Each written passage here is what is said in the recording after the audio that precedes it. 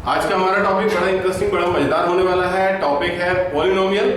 और ये पॉलिनोमियल जो चैप्टर है, ये टॉपिक जो है वो क्लास बेसिकली 6 से आपको इंट्रोड्यूस होना शुरू हो जाता है धीरे धीरे इक्वेशंस के फॉर्म में, अलग अलग फॉर्म में। और अब जब हम क्लास 9th या क्लास 10th के लिए टॉपिक को कवर कर रहे होते हैं तो काफी सिमिलरिटी होती है 9th और 10th के टॉपिक में। तो 9th और 10th दोनों के बच्चों के लिए फायदेमंद होता है टॉपिक। तो आप अभी अपनी क्लास के हिसाब से इस चैप्टर को समझ सकते हैं। और जो इंट्रोडक्शन है, जो आज का हमारा सेशन शुरू हो रहा है, वो तो सारे के सारे बच्चों के लिए बहुत फायदेमंद होता है। तो एक्चुअली हम बात करने वाले हैं पॉलिनोमियल के बारे में। तो पॉलिनोमियल से पहले मैं कुछ आपसे बातें डिस्कस करना चाहूंगा, और वो ये होंगी कि क्या हमने पॉलिनोमियल को, पॉलिनोमियल तो नहीं पढ़ा हुआ है पहले, लेकिन क्या लीनियर कोई वर्ड हमने सुन रखा है जिसको हम लीनियर इक्वेशन कहते थे? तो डेफिनेटली हमने सुन रखा है ना। 8th में भी था, 9th में भी रहा होगा, 10th में तो एज वेल ही है।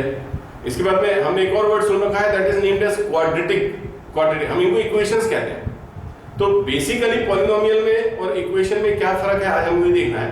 तो पॉलिनोमियल में आप जब बचपन में पढ़ा करते थे, आपको इंट्रोड्यूस कराया गया था कुछ टर्म्स, जैसे मोनोमियल, जैसे बाइनोमियल, जैसे ट्राइनोमियल। ये कुछ टर्म्स आपको बताई गई थी कि मोनोमियल वो टर्म होती है जिसमें सिंगल टर्म्स होती हैं, जिसमें एडिशन और सब्ट्रैक्शन के साथ कोई दूसरी टर्म्स ऐड और सब्ट्रैक्ट नहीं हो रही होती। फिर बाइनोमियल होती है जिसमें एक से ज्यादा मतलब 2 टर्म हो जाती हैं। ट्राइनोमियल में 3 टर्म होती हैं। इस तरह का इंट्रोडक्शन आपको पहले दिया गया था। और बाद में क्या कहा गया था आपको कि जब बहुत सारी हो जाएंगी तब हम आगे आने वाली क्लास में पढ़ने वाले। तो उसी तरह से जैसा कि इंट्रोडक्शन आपको पहले कहा गया, उसी इंट्रोडक्शन को आज अगर हम आगे बढ़ाते हैं तो हम पॉलिनोमियल तक पहुंच चुके होते हैं। इन पॉलिनोमियल में बहुत सारी चीजें हमें पढ़नी है, सीखनी है। जैसे एक बड़ी इंपॉर्टेंट सी चीज है जीरोस ऑफ अ पॉलिनोमियल। एक पॉलिनोमियल का जीरोस मतलब वो वैल्यू जो उसको सेटिस्फाई करती है, वो कहलाती है जीरोस ऑफ अ पॉलिनोमियल। और अगर मैं आपको बताऊं कि हमें पढ़ना है डिग्री ऑफ अ पॉलिनोमियल, मतलब जो पावर, जिसको हम आमतौर पे पावर बोलते हैं, वो पावर कितनी होती है, कैसे उसे काउंट किया जाता है, वो हमें सीखनी होगी। उसके हो सकता है कि हमारी जो पॉलिनोमियल है उसमें हमने सिंगल वेरिएबल लिया हो या डबल वेरिएबल लिया हो। तो ये सारी चीजें आज हम इस पॉलिनोमियल सेक्शन में देखने वाले हैं। तो गाइस, सबसे पहले तो मैं आपको एक पॉलिनोमियल का बड़ा सुंदर सा एक शानदार वाला ना, मैं आपको एक फॉर्म बताता हूं। अगर हम किसी पॉलिनोमियल को x के फॉर्म में डिफाइन कर रहे हैं और सपोज करो उसकी नेमिंग मैंने कर दी fx। ये जो fx मैं लिख रहा हूं, ये it's name of a polynomial है ना। और इसको अगर मैं डिफाइन कर रहा हूं कुछ इस तरह से कि मैंने पहले लिखा हुआ है a0, फिर मैं सोचता हूं मैं क्यों ना लिखूं a1x, फिर अगली स्टेप मैं लिख देता हूं a2x²। तो आप यहाँ पे देख सकते हैं कि जब यहाँ पर 1 था तो यहाँ पर ऊपर 1 था, मैंने a2 लिखा तो यहाँ x2 लिख दिया, x की पावर 2, प्लस अगली मैं लिख रहा हूँ a3x³। इस तरह से मैं एक पॉलिनोमियल बनाना चाह रहा हूँ। और इस पॉलिनोमियल को अगर मैं और आगे तक लेके जाऊं n तक, तो मैं यहाँ लिखूंगा an x⁴n। ये इस तरह से पॉलिनोमियल बनाई जाती है। बहुत सारी टर्म्स को ऐड या सब्ट्रैक्ट करके आप जब साथ में लिखते हैं तो वो पॉलिनोमियल बनती है। ये पॉलिनोमियल में जो वेरिएबल हमने यूज किया हुआ है, जो वेरिएबल हम यूज कर रहे हैं, इस वेरिएबल को हम कहते हैं x। बाकी अगर आप देखें यहाँ पर a1, a2 as well as a0 also, ये सारी टर्म्स क्या कहलाती हैं? ये कहलाती हैं कांस्टेंट। तो कुछ कांस्टेंट कुछ वेरिएबल के साथ में इकट्ठा करके, कंबाइन करके जब हम इक्वेशंस बनाते हैं तो हम उन्हें पॉलिनोमियल की कैटेगरी में डालते हैं।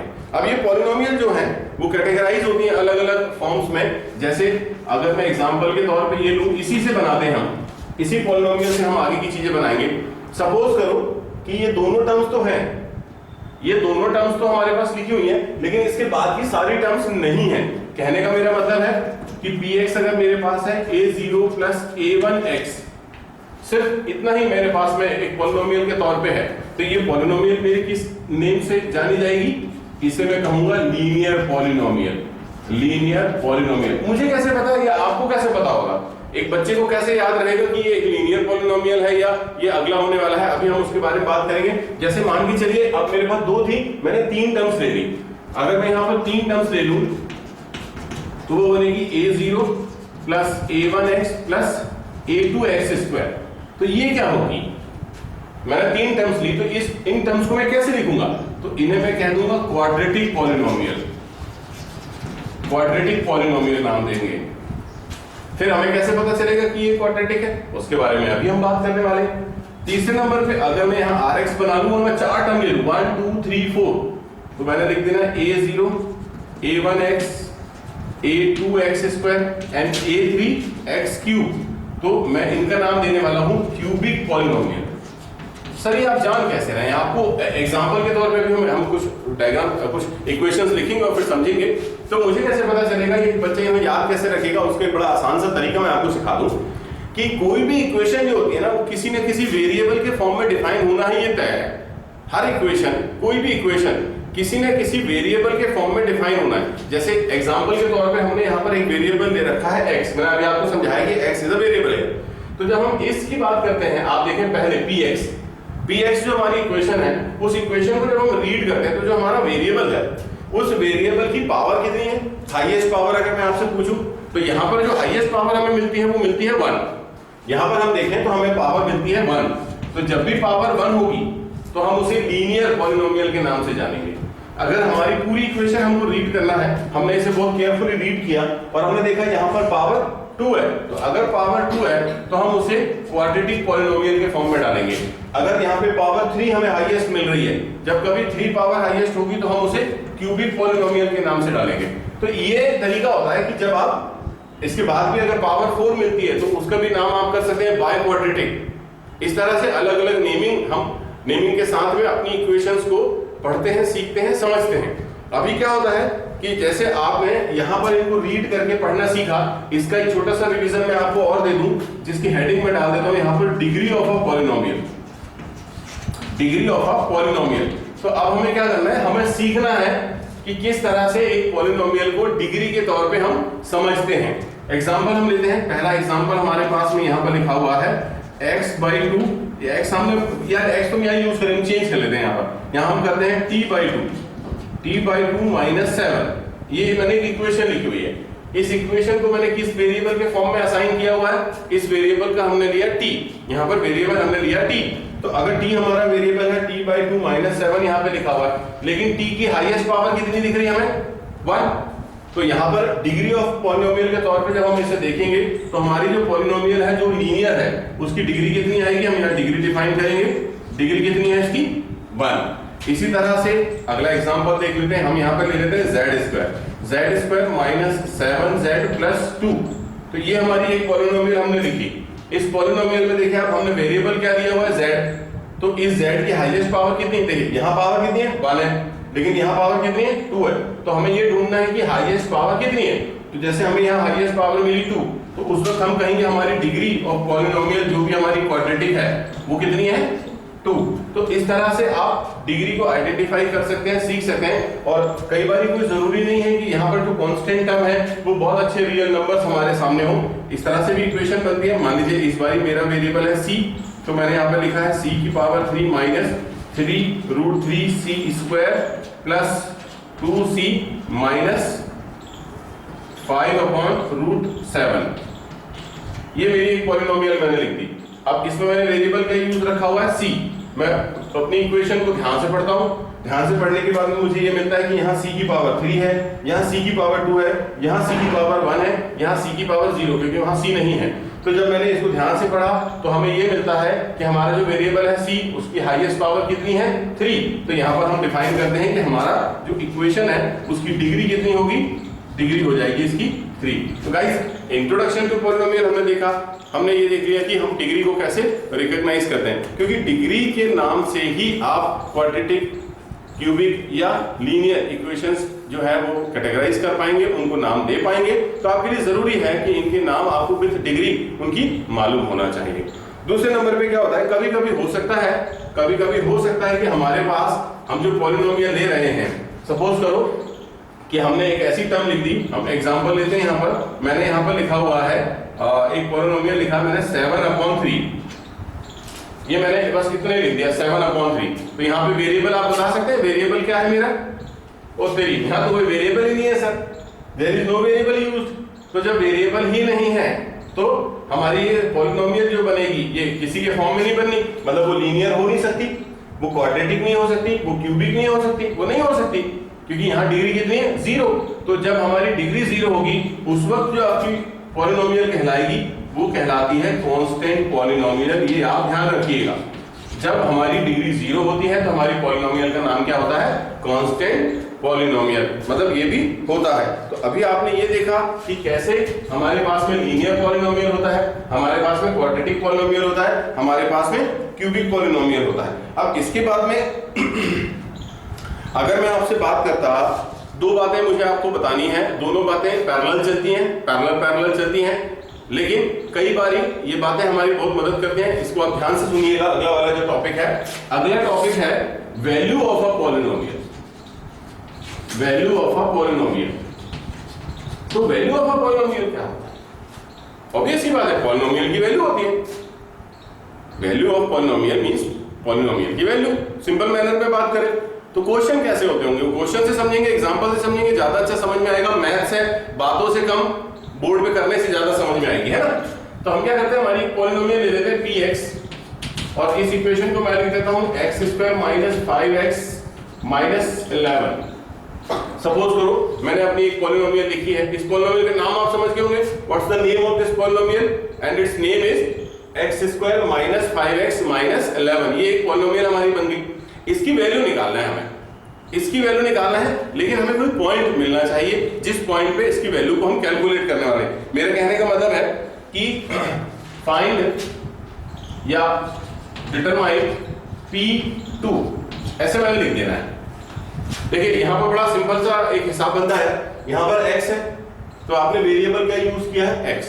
जब मैंने इस x को रिप्लेस करा दिया 2 से, तो आपको क्या करना है, अपनी जो इक्वेशन है उस इक्वेशन में जितने भी x हैं उन सारों को आप रिप्लेस कराएंगे 2 से। तो यहाँ पर P2 बना इज इक्वल टू, ये बनेगा 2² - 5 × 2 - 11, दैट विल बी 2² होता है 4 - 10 - 11, this is 4 - 21, how much is it? -17। तो मेरे जो पॉलिनोमियल की वैल्यू आई है वो आई है -17। ये बात आपको बहुत अच्छे से ध्यान रखनी है कि what is the meaning of value of a polynomial. तो इस तरह से आप वैल्यू ऑफ पॉलिनोमियल निकालते हैं। लेकिन इसी सीरीज को जब मैं आगे बढ़ाता हूं, सपोज करते हैं हम एक और इक्वेशन लेते हैं, नेम्ड इट qy, और हमने यहाँ पे लिख दिया y² + 5y + 6। सपोज करो हमने ये लिखा है और हमसे कहा गया कि find the value of q - 2। जैसे हमने यहाँ P2 निकाला है, हमसे कहा जा गया कि यहाँ q - 2 निकालो। तो अब हमें क्या करना है, यहाँ पर y की जगह हम क्या ले लेंगे? -2। Means q - 2 will be -2 whole square plus 5 × -2 + 6. So what is this? This is 4. 5 2s are 10, -10 plus 6. So it is 10 - 10, that is 0. Means what I am getting? q - 2 is equal to 0. तो guys यहाँ पर हमने इस question को जब solve किया तो हमने क्या निकाली? Value of a polynomial. And in the same जब हम यहाँ सॉल्व कर रहे हैं तो हम क्या निकाल रहे हैं? Again value of a polynomial. लेकिन यहाँ नोटिस करने के लिए अगर आप देखें तो हमारा जो वैल्यू ऑफ पॉलिनोमियल आ रहा है वो आ रहा है 0। तो यहाँ पे आपको एक नया लेसन मिलता है कि वो वैल्यू, वो नंबर, वो टर्म्स, वो जिनके लिए हमारी पॉलिनोमियल हमें 0 आंसर देती है। व्हाट डिड आई से? वो वैल्यूज, वो टर्म्स जो हम यहाँ पर यूज कर रहे हैं हमारे वेरिएबल की जगह, अगर उनको यूज करने पर हमारा पॉलिनोमियल हमें 0 आंसर दे दे तो इन वैल्यूज को हम कहेंगे zeros of a polynomial। zeros of a polynomial। या आने वाली क्लासेस में आप आने वाली क्लासेस में यही जो zeros of polynomial है इन्हीं को आप कहते हैं roots of a polynomial। Zeros या रूट्स कहा जाता है यही वैल्यू जो हमको 0 बना के दे रही है इन्हीं वैल्यूज के लिए। तो guys, zeros of polynomial, roots of polynomial, ये आपके लिए समझना जानना बहुत जरूरी है, क्योंकि अगला जो टॉपिक होने वाला है वो टॉपिक पूरा का पूरा इसी पे बेस्ड है कि किस तरह से हम रिलेशन के बारे में बात करेंगे, हम उनको डिटरमाइन करने के बारे में बात करेंगे कि कैसे हम निकालेंगे, और हम इसी के सहारे आगे बढ़ के हम और भी देखेंगे ग्राफ के बारे में और सारी चीजों के बारे में। तो गाइस, मूव ऑन करते हैं। हमने यहाँ पर आज जो पढ़ा थोड़ा सा रिवीजन कर लें। आज हमने जाना कि किस तरह से पावर के हेल्प से हम अपनी पॉलिनोमियल्स को कैटेगराइज करते हैं। जैसे पावर 1 होती है, जब हमारी हाईएस्ट पावर 1 होती है इक्वेशन की, तो हम उन्हें लीनियर की कैटेगरी में डालते हैं। पावर 2 होती है तो हम उन्हें क्वाड्रेटिक की कैटेगरी में डालते हैं। इसी तरह से consecutively cubic polynomial, by quadratic polynomial, ये सारी होती है। हमने देखा कि किस तरह से आप पावर की हेल्प से अपनी पॉलिनोमियल को जान सकते हैं, फिर आप कैसे उनकी वैल्यूज को निकाल सकते हैं। वैल्यूज निकालने के साथ साथ वो वैल्यूज जो हमारी पॉलिनोमियल को जीरो बना के देती है उन्हें हम जीरोस ऑफ द पॉलिनोमियल कहते हैं, और रूट्स ऑफ द पॉलिनोमियल भी हम उन्हें कहते हैं। ये सारी चीजें आज एक बेसिक पॉलिनोमियल के इंट्रोडक्शन के लिए आज आपने देखा। अब जो अगला बेसिक है, अगला जो पार्ट है वो भी बहुत बेसिक है, और वो इतना ज्यादा बेसिक है, इतना ज्यादा बेसिक है कि उसके बगैर आने वाले समय में आप मैथ्स को तो पढ़ ही नहीं पाएंगे। मींस आपको अगर मालूम है कि ये क्या है और आप उसे बनाना जानते हैं तो आप समझ लें कि आपने इंट्रोडक्शन क्लास में ही आईआईटी की प्रिपरेशन शुरू कर दी। आपने इंट्रोडक्शन क्लास में ही आईआईटी प्रिपरेशन शुरू कर दी, आप ये मान के चले। और मैं बात करने वाला हूं इन पॉलिनोमियल के ग्राफ के विषय में। ग्राफ, तो गाइस ये ग्राफ जो होने वाले हैं ये आपके एक बहुत हेल्दी होमवर्क होने वाले हैं, आप ध्यान रखिएगा। मैं आज आपको अलग अलग ग्राफ बनाना सिखाऊंगा। हम लीनियर का ग्राफ देखेंगे, हम क्वाड्रेटिक का ग्राफ देखेंगे, हम क्यूबिक का ग्राफ देखेंगे, और इन ग्राफ को बनाने के लिए आप जो मेथड यूज करते हैं वो आपको जितनी ज्यादा इजी कन्वीनियंट हो सके वो मेथड आपको बनानी है। तो सबसे पहले मैं शुरू करता हूं। पहला ग्राफ जो होता है वो होता है लीनियर का ग्राफ। पहला होता है लीनियर इक्वेशन हम यहां ले लेते हैं, या लीनियर पॉलिनोमियल हम ले लेते हैं। स्टैंडर्ड के तौर पे हम एग्जांपल ले लेते हैं जिसका हम ग्राफ बनाने वाले हैं, और वो है 2x + 3y = 6। ये लाइन मैंने आपको दी 2x + 3y = 6। इसके दो तरीके के ग्राफ बनाना मैं आज आपको सिखाऊंगा। एक वो ग्राफ है जो टाइम कंज्यूमिंग है, और दूसरा वो ग्राफ है जो बहुत इजीली ड्रॉ हो जाता है बिना समय लगाए, फटाक से, विद इन सेकेंड्स। तो पहले हम टाइम कंज्यूमिंग वाला पार्ट देखते हैं। उसमें क्या है, आप यहाँ पर एक बॉक्स बना लें। पहले से प्राइमरी लेवल पे एक बॉक्स बना लें, और यहाँ पर कुछ वैल्यूज के लिए जगह बना लें इस तरह से। यहाँ लिखें x, यहाँ लिखें y। आप देखें यहाँ पे 3 मैंने बॉक्सेस बना रखे हैं, for the value of x, for the value of y। तो आप सबसे पहले यहाँ से किसी एक टर्म की वैल्यू निकाल लें, चाहे x की चाहे y की। तो यहाँ अगर मैं y की वैल्यू निकाल रहा होता इस इक्वेशन को सॉल्व करके, दैट वुड बी 6 - 2x/3। आप सब जानते होंगे कि ये कैसे आया। ये 2x को हमने ट्रांसफर किया 6 के साइड में, यहाँ पे कोई साइन नहीं था तो वहां जाके माइनस हो जाएगा। यहाँ 3 मल्टीप्लाई में है, 3 को ट्रांसफर करेंगे तो ये डिवाइड में चला जाएगा। तो मेरे पास y की जो वैल्यू है वो निकल के आई है 6 - 2x/3। अब इसके बाद में मुझे क्या करना है, I would be taking some values for x। तो मुझे सबसे ज्यादा पसंद है 0, x की वैल्यू 0। तो हम 0 वैल्यू अगर लेते हैं, हमने यहाँ पे रख दिया x की वैल्यू 0, तो 0 रखने पे यहाँ पे क्या हो रहा है वो देखते हैं। तो y = 6 - 2 × 0/3, it means we are getting 2, so I am writing 2 there. Then again x = मैं लेने वाला हूँ 1, तो y यहाँ पे मैंने 1 लिया, यहाँ पे 1 रखना है मुझे। तो 6 - 2 × 1/3, that is 4/3। मेरी दूसरी वैल्यू आ गई 4/3। अब तीसरे नंबर पे मैं क्या लेने वाला हूँ, मैं लेने वाला हूँ 2। तो x = अगर मैं 2 रख रहा होता हूँ तो y = 6 - 2 × 2/3, that is 2/3।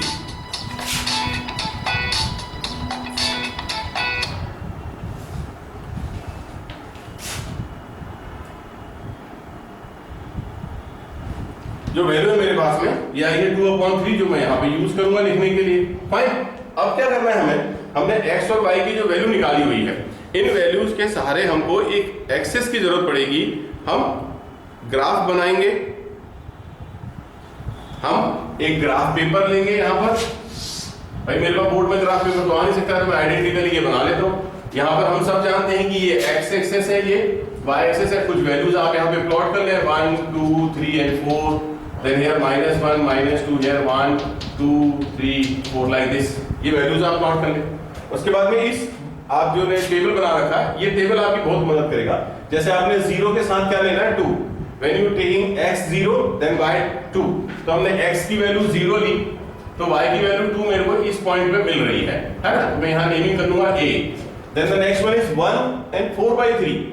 यार गाइस मैं आपको बता दूं, ये 4/3 जो आपको दिख रहा है ना, it's not looking handsome, but क्या करें, आप वैल्यू आई है तो हमें यूज तो वही करनी है। तो 4/3 अप्रोक्सीमेटली होती है 1.333। तो जब आप x की 1 ले रहे हैं तो y की जो 1.333 है वो अप्रोक्सीमेटली समझ के यहाँ पर आ रही है आपके, ठीक है। ये दूसरी वैल्यू आ गई b। अब तीसरी वैल्यू आप देखें 2 के साथ आ गया 2/3, और 2/3 अप्रोक्सीमेटली 0.6666 होता है। तो जब हमने x की वैल्यू 2 ली तो हमारी y की वैल्यू आ रही है 0.6666 लाइक दिस, ये वैल्यू हमारे पास निकल के आई। अब अगर मैं इन तीनों पॉइंट्स को ज्वाइन करता हूं गाइस, अगर मैं इन तीनों पॉइंट को ज्वाइन करता हूं तो मेरी लाइन इस तरह से बनती है, ये कहलाती है लीनियर इक्वेशन। लाइन बनी है, हमने पहले हेडिंग डाली थी लीनियर इक्वेशन, एक लाइन बननी है जो यहीं पे छुपा हुआ है लाइन, अगर आप ध्यान से पढ़ें तो पता चलता है लीनियर इक्वेशन का ग्राफ एक लाइन होता है। और एक और तरीका उसको पता करने का बड़ा आसान सा ये है कि जब पावर 1 होती है, x और y की पावर अगर आपके पास में 1 है तो आपका जो ग्राफ बनेगा वो एक लीनियर के तौर पे बनेगा। अभी क्या हुआ, मैंने लीनियर इक्वेशन को स्टैंडर्ड के फॉर्म में आपको लिख के दे दिया, कई बारी वो ऐसे आती है इस तरह से लिखी हुई, और आप चाहें तो इसी को fx भी लिख सकते हैं, fx = 6 - 2x/3, इस तरह से भी ये इक्वेशन लिखी जा सके। तो गाइस यहाँ पर आपने वो बेसिक तरीका देखा जिससे कि आपको ग्राफ बनाना है। अब मैं आपको एक तरीका और सिखाना चाहता हूँ, वो मुझे लगता है कि समय बचा देगा, आपका टाइम सेवर है, जल्दी हो जाएगा, तो आपको कॉन्फिडेंस भी आने लगेगा। तो आपने करना क्या है, ध्यान से सुनिएगा। जो इक्वेशन आपको मिली हुई है 2x + 3y = 6, ये आपको जो इक्वेशन मिली है इसे एक बार और हम लिख लेते हैं, और फिर लिखने के बाद आपको क्या करना है कि इक्वल टू में जो नंबर यहाँ पे 6 दिख रहा है ना, आपने इसे बनाना है 1। व्हाट डिड आई से, हमारे पास इक्वल टू के बाद जो नंबर है 6, इस नंबर 6 को हमें बनाना है as 1। तो 1 बनाने के लिए आप माइनस नहीं करेंगे, आप डिवाइड का यूज करेंगे। डिवाइड कैसे, आप पूरी इक्वेशन को 6 से डिवाइड करा दें। किस तरह से, देखिए यहाँ पे लिखा 6/6, ठीक है, तो यहाँ पर मैं क्या लिखूंगा 2x/6, यहाँ पे मैं लिखूंगा 3y/6, ये मैंने लिख लिया।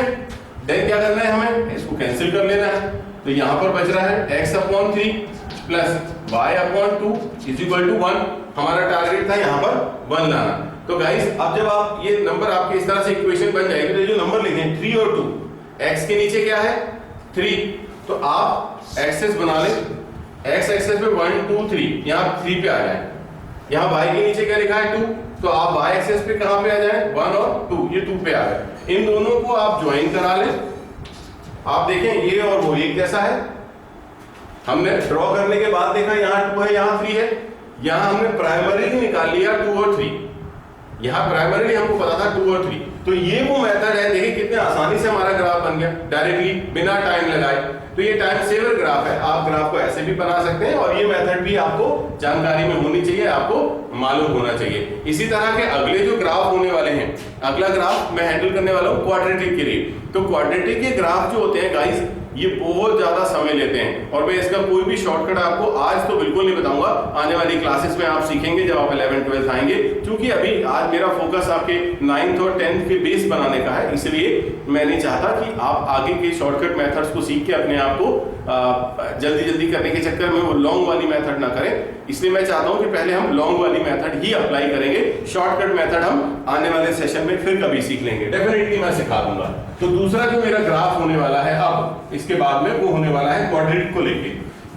क्वाड्रेटिक का ग्राफ जो होता है गाइस, मैं आपको एक बात तो बता दूं कि वो टाइम कंज्यूमिंग होता है, बहुत ज्यादा होता है। कारण भी मैं आपको बताऊंगा, पहले हम कुछ गलतियां करेंगे और फिर उन गलतियों से सीखेंगे कि हमने गलत क्या किया हुआ है, ठीक है।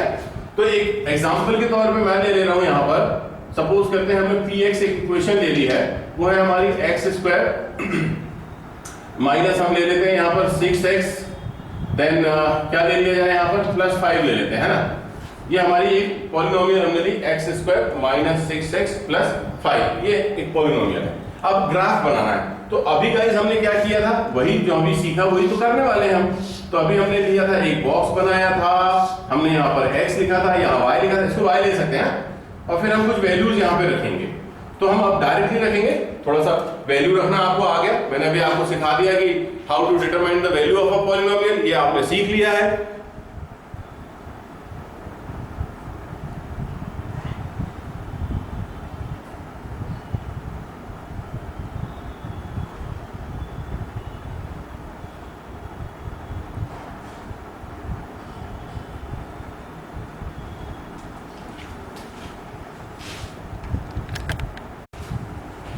तो गाइस यहाँ पर भी हमें वही काम करना है, x और y हम ले लेंगे, यहाँ पर x की वैल्यू रखेंगे, जो आंसर आएगा y का आएगा। तो जो पिछले क्वेश्चन में हमने किया था वही काम हम इस क्वेश्चन में भी सेम रिपीट कर लेते हैं। तो x की वैल्यू क्या दी थी हमने, जो फेवरेट होती थी वो थी 0। तो यहाँ पर अगर हम 0 रखें, तो मैं आपसे ये कहना चाह रहा था कि यहाँ पर अब आप रख के देखने वाला काम जो है वो रफ में कर लीजिएगा आप चाहें तो, या फिर इस तरह से आप प्रैक्टिस भी कर सकते हैं। P0 is equal to 0 square minus 6 into 0 plus 5, then the answer would be 5। अब हम x की वैल्यू लेंगे 1, तो P1 यहाँ पर 1 रख लीजिए, तो यहाँ पर हो गया 1 minus 6 into 1 plus 5, that gives us 0, तो यहाँ पे 0 आ गया। Then P2 2 ले लेते हैं यहाँ पर, तो P2 हमारे पास क्या बन रहा है, that is 2 square minus 6 into 2 plus 5, how much is it, 2 2 जा 4, 4 and 5 होता है 9, 9 minus 12 कितना होता है -3, then it is -3। तो हमने अभी पिछला वाला जो ग्राफ बनाया था, क्योंकि उसमें 3 वैल्यू निकाली थी और 3 वैल्यू निकाल के हमें पता चल गया था कि हमें ग्राफ बनाना है, तो हम यहाँ पर भी 3 वैल्यू निकाल चुके हैं। अब हम ग्राफ की तरफ चलते हैं। तो गाइस जब हम ग्राफ की तरफ चलते हैं तो जो वैल्यूज है वो ले लेते हैं हमारी, x की वैल्यू 0, y की वैल्यू 5, मतलब 0 यहाँ पर होता है, ये होता है 1, ये होता है 2, ये होता है 3, ये होता है 4, यहाँ पर होता है 1, यहाँ पर 2, यहाँ पर 3, यहाँ पर 4, यहाँ पर 5, यहाँ माइनस भी कुछ वैल्यू ले लेते हैं अगर जरूरत पड़ती है तो, ठीक है। अब आपने देखा कि 0 पे 5 आया, तो जब x की वैल्यू 0 थी, y की वैल्यू आई 5, मैं यहाँ पे डॉट बना देता हूँ। दूसरे नंबर पे आपने देखा जब 1 लिया तो 0 आया, जब हमने x की वैल्यू 1 ली तो हमारा आंसर आया 0, हमने भी यहाँ डॉट बना दिया। जब हमने x की वैल्यू 2 ली तो हमारा आंसर आया -3। -3 क्या होता है, -1 -2 -3, ये तो ये 2 लेने पे -3 वैल्यू आई है यहाँ पर। सो गाइस यहाँ ध्यान दीजिए कि क्या आपको ऐसा लग रहा है कि अगर मैं ये तीनों पॉइंट्स को ड्रॉ कर रहा हूँ, अगर आगे एक्सटेंड करूं, तो क्या ये एक लाइन बन रही है हमारी, क्या लाइन बन रही है। हमें ये बहुत इंपॉर्टेंट है हमारे लिए ये सोचना कि अगर ये तीनों पॉइंट्स हम ड्रॉ करा रहे हैं, ज्वाइन करा रहे हैं, तो देखो यार ये तो कुछ तो भी गड़बड़ हो रही है मेरे साथ, ये तो स्ट्रेट लाइन नहीं दिख रही है ना, थोड़ा सा कर्व दिखाई दे रहा है। तो जब भी कर्व दिखाई दे तो यह ध्यान रखिएगा कि थोड़ी सी और वैल्यू निकाल के देखते हैं, थोड़ी सी और वैल्यू निकाल के देखते हैं क्या रिजल्ट आता है। तो जब आप यहाँ पे 1 2 निकाल रहे थे ना, अब आप ऐसा करें, थोड़ी सी और वैल्यू निकालें, अगली वैल्यू निकालें -1, तो हम यहाँ पे क्या करने वाले हैं, -1 रखेंगे। तो जब हमने -1 रखा हमारी इक्वेशन में, तो क्या हुआ देखिए, 1 + 6 + 5, how much is it, it is 12। ओ तेरी, जब हमने -1 रखा तो हमारा आंसर बहुत ऊपर, इधर कहीं पे हमें 12 मिला, ये पॉइंट हमें मिल गया। -1 रखने पे हमारा आंसर हो गया 12, तो बहुत दूर हो गया, तो बहुत ऊपर हो गया इस तरह से ये, ठीक है। चलिए जाने दीजिए, फिर हम अगली वैल्यू ले लेते हैं -2, और ऊपर चले जाने वाले हैं हम। अगर हम यहाँ -2 लेते हैं तो ये हो जाएगा आपका -2 का square -6 × 2 + 5, all these things are positive, ये -2 है तो कितना हो गया आपका, 2 2 जा 4, 6 2 जा 12 एंड 5, तो 12 and 5 17, 17 + 4 21। देखिए आपने -2 लिया, the values are very high, 21 so high, we don't have coordinate up to that। इसके बाद में हमने क्या करना है, हम पॉजिटिव लेते हैं 3। अगर हमने 3 लिया होता P3, तो यहाँ पर होता 3 स्क्वायर -6 × 3 + 5, 3 3 जा 9, 9 and 5 14, और यहाँ पर हो रहा है 18, तो मेरे पास आंसर आता -4। ये -4 जो है वो मेरी वैल्यू बन जाएगी। कब आ रही है, 3 रखने पे हमारे पास -4 आ रहा है। तो जब हमने यहाँ पर x की वैल्यू 3 ली तो -4 हमें यहाँ मिलेगा नीचे, तो -3 पे 4, यहाँ पे मुझे मिला -4 3 पे। तो गाइस ऊपर तो हम बहुत ऊपर जा रहे थे, तो हम क्या करने वाले हैं, हम x की बड़ी वैल्यूज लेंगे। हम एक और वैल्यू ले लेते हैं 4। अगर x की वैल्यू हमने 4 ली तो क्या हो जाएगा, P4, this will be 4 square -4 6 × 4 + 5, how much is it, 4 4 जा 16, 16 and 5 21, and 4 6 4 जा 24, तो मेरा आंसर क्या आ रहा, -3। तो 4 रखने पे -3 मींस, 4 वैल्यू लेने पे -3 मींस सम हो गया। ओ देखिए यहाँ पे तो सारी की सारी चीज ही क्लियर हो गई। कहने का मतलब क्या है कि अब मैं जो ग्राफ ड्रॉ कर रहा हूँ ना गाइस, देखिए वो ग्राफ यहाँ से टर्न होके ऊपर जाने लगा। एक वैल्यू और ले लो 5, यहाँ पर 5 ले लो, आपको सारी कंडीशन क्लियर हो जाने वाली है कि ग्राफ एक्चुअल में बनना कैसा है। अगर यहाँ पे P5 हम लेते हैं तो क्या होता है, 5 स्क्वायर -6 × 5 + 5, देखिए 5 स्क्वायर होता है 25, 25 प्लस 5 होता है 30 एंड 6 5 is 30, तो प्लस 30 माइनस 30 बिकम 0, तो यहाँ पे मुझे मिलता है 0। मींस जब मैंने यहाँ पर x एक्सिस पे वैल्यू ली थी 5, तो मेरा आंसर होता है 0, तो मेरा ग्राफ जो है वो टर्न होके इस डायरेक्शन में ये जाने लगा। तो गाइस ये तरीका है, देखिए मैंने कितनी वैल्यू निकाली 1 2 3 4 5 6 7 8, तो मैंने वैल्यू निकाल रखी है। एक वैल्यू और अगर हम ले लेते हैं 6 लेने के बाद P6 अगर हम लेते हैं तो 6 स्क्वायर माइनस 6 इंटू 6 प्लस 5, तो ये दोनों कैंसिल, आंसर आया 5। 6 लेने पे आंसर आ रहा 5, मींस व्हाट इज इट, यहाँ 5 था यहाँ 6 ले लीजिए, तो यहाँ पे हमारा आंसर मिल जाता है हमारा 5। 6 लेने पे 5 ये वैल्यू आ जाती है, तो जस्टिफाई हो गया कि हमारा जो ग्राफ का डायरेक्शन है बिल्कुल सही है। तो आपने सीखना क्या है, आपने कोशिश क्या करनी है, आपने जानना क्या है, आपको ये जानना है कि जब क्वाड्रेटिक का आप ग्राफ बनाएंगे तो वो ग्राफ, पहली बात जो आपको ध्यान देनी है वो ये कि जब भी क्वाड्रेटिक का ग्राफ बनाएं उसका शेप होना चाहिए यू शेप, इस तरह, ठीक है। दूसरे नंबर पे आपको ध्यान देना है कि जब भी आप क्वाड्रेटिक के ग्राफ बनाने जाएंगे तो आपको वैल्यूज कितनी ढूंढनी है, कितनी निकालनी है, वो कम से कम होनी चाहिए 9। ये 9 वैल्यूज आपको निकालना प्रैक्टिस करना होगा, जिससे आपको दो फायदे होंगे। एक ये वैल्यू ऑफ द पॉलिनोमियल निकालना आप सीख गए, दूसरे नंबर पे इसी में कहीं आपको जीरो ऑफ द पॉलिनोमियल मिल गया, तीसरे नंबर पे आपकी प्रैक्टिस हो जाती है वैल्यूज को निकालने की, साथ ही साथ में वो वैल्यूज काम आ जाती हैं आपके ग्राफ को प्लॉट करने के लिए। तो गाइस आज के लिए मैं इतना ही काफी कहना चाहूंगा, क्योंकि आज आपको करना है लीनियर के कुछ ग्राफ की प्रैक्टिस, आज आपको करना है क्वाड्रेटिक के कुछ ग्राफ की प्रैक्टिस। एक छोटा सेशन है वो करते हैं फिर खत्म करेंगे, है ना, क्योंकि उसमें हमें ज्यादा एनर्जी लगानी नहीं है, बस वो सिंपल सा एक कॉन्सेप्ट की तरह हम उसे लेंगे, क्योंकि उसके ग्राफ आपको पढ़ने तो है, मैं पढ़ा रहा हूँ डेफिनेटली उसके ग्राफ, लेकिन उन ग्राफ्स को इसी मेथड से हम सॉल्व कर सकते हैं, इसलिए उसमें ज्यादा एनर्जी नहीं लगने वाली है। एंड वो इक्वेशन होती है, सपोज करो मैंने ले ली fx = x³ पावर 3। अब पावर 3 वाली इक्वेशंस के ग्राफ कैसे बनते हैं वो हम देखेंगे। अब यहाँ पे हम ओरली सॉल्व कर सकते हैं, आप सीख गए कि किस तरह से वैल्यू आनी है। अगर मैंने x की वैल्यू 0 ली तो आंसर क्या आएगा 0, एक पॉइंट मुझे मिल गया। मैंने x की वैल्यू 1 ली तो आंसर कितना आया 1, तो जब मैंने 1 लिया तो 1 आया, मींस हियर देयर। अगर मैंने -1 लिया तब क्या आंसर आया, तब भी मेरा -1 आ रहा है पावर 3 की वजह से। अगर मैंने x की वैल्यू -1 ली तो y की मेरी वैल्यू आई -1। अब यहां से देखिएगा गाइस, थोड़ा सा अटेंशन ज्यादा आपको देना है। अगर मैंने x की वैल्यू 2 ली होती, x की वैल्यू 2 ली होती तो आंसर कितना आता, यहां पे 2 रखिए, कितना आएगा आंसर 2 2 जा 4 2 जा 8, द नंबर इज लार्जर, 8 यहां पर आएगा।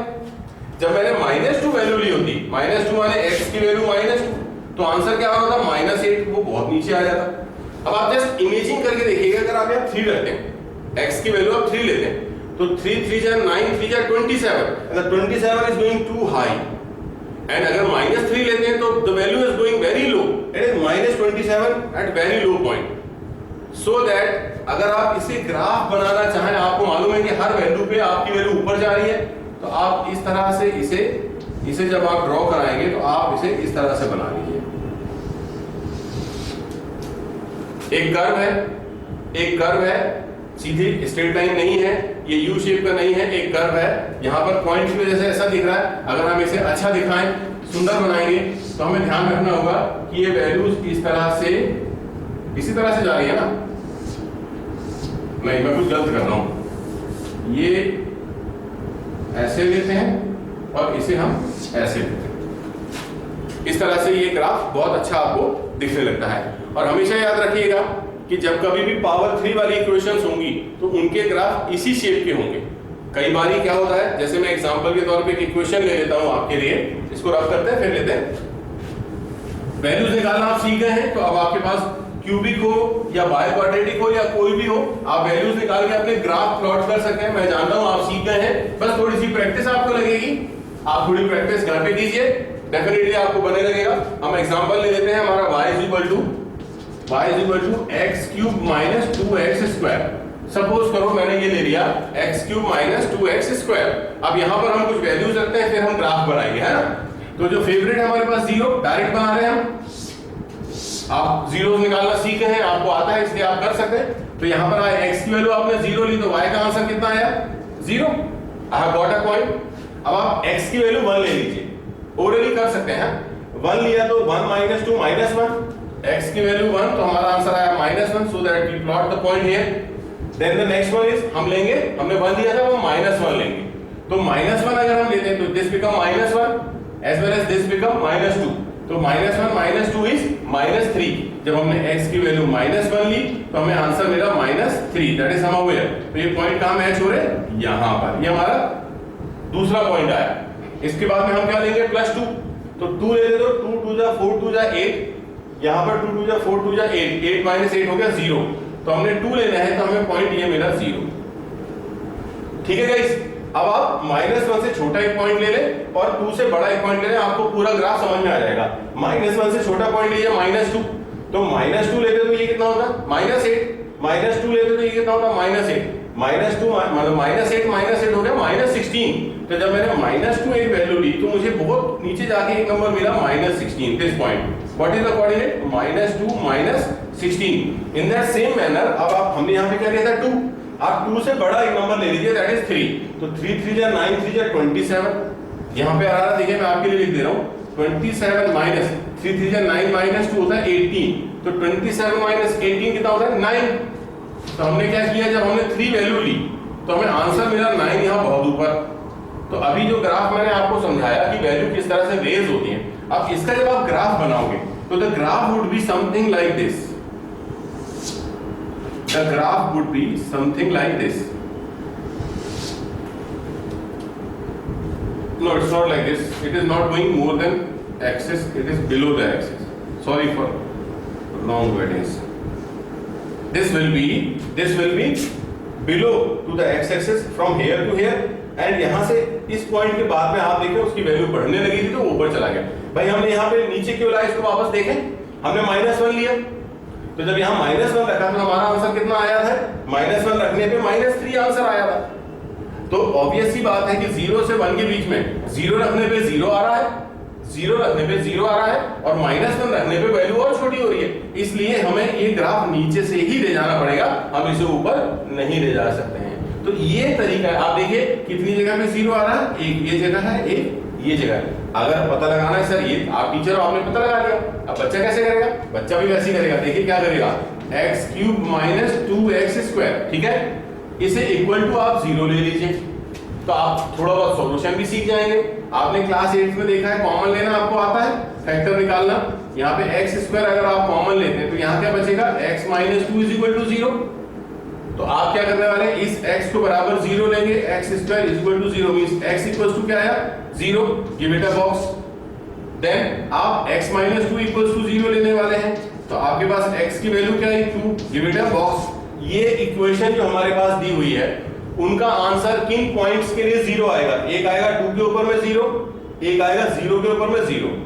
उसके अलावा कहीं कोई 0 हमें नहीं मिलने वाला है।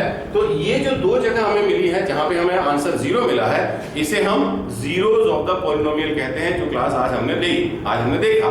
तो गाइस, आज की जो क्लास थी पॉलिनोमियल की इंट्रोडक्शन थी। ग्राफ बनाना आप सबको करना है। जितने क्वेश्चन ज्यादा आप प्रैक्टिस कर सकें, ये डिपेंड आप पे करता है, पर ज्यादा क्वेश्चन प्रैक्टिस करने से आप ज्यादा बेहतर तरीके से उसमें मास्टर हो पाएंगे। तो गाइस, मेरी सलाह है कि सिर्फ प्रैक्टिस ही वो चीज है जो इन टॉपिक्स को और बेहतर तरीके से कवर कर सकते हैं। Otherwise there is no shortcut to learn these topics. So please pay attention towards your practice. Thank you.